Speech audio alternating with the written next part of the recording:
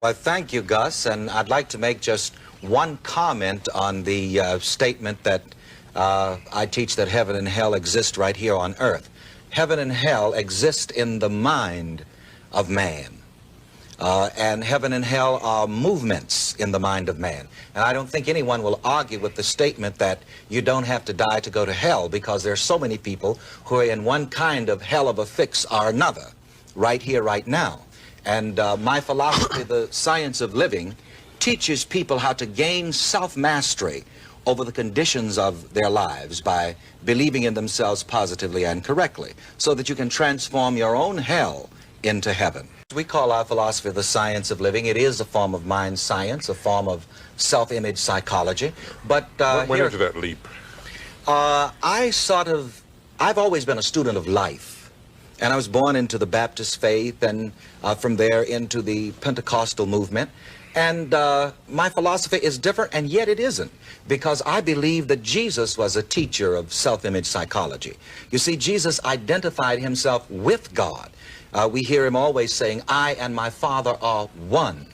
And I just went back myself a few years ago and began to restudy Jesus and the Bible.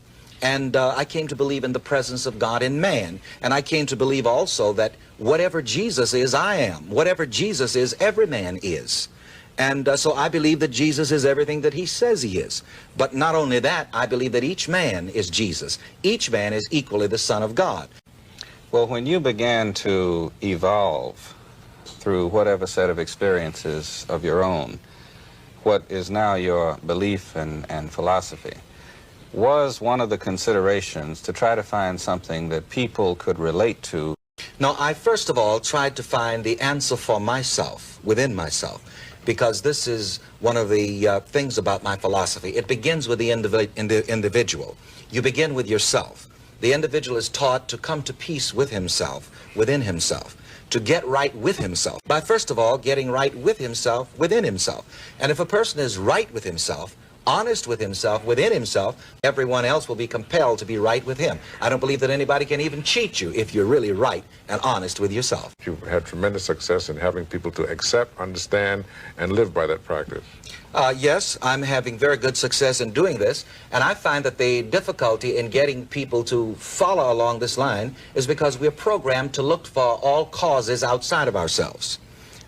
We are programmed, for example, to blame other people and circumstances for our conditions in all things, rather than going within ourselves and becoming at cause with our own circumstances and situation.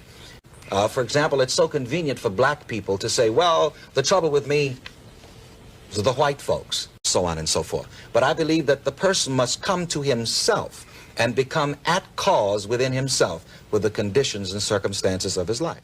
I'm happy to say that this is one of the main differences between my type of evangelism and other contemporary methods. I'm not trying to convince anybody to believe in me or to believe in any particular religious doctrine and dogma.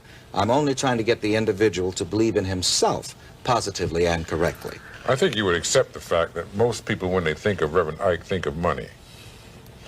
And I'm glad of that. Could you tell us why you have this big emphasis on money?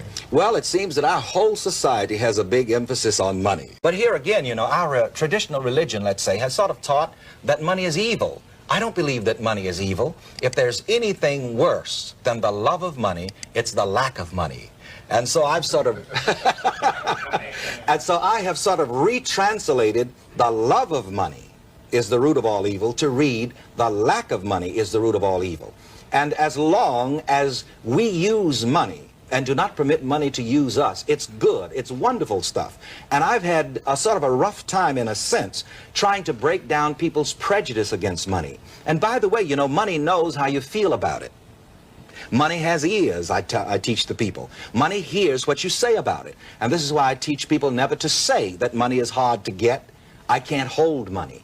Because money, like everything else, is really psychic and responds to the person's belief about it. And I've had to teach people the goodness of money.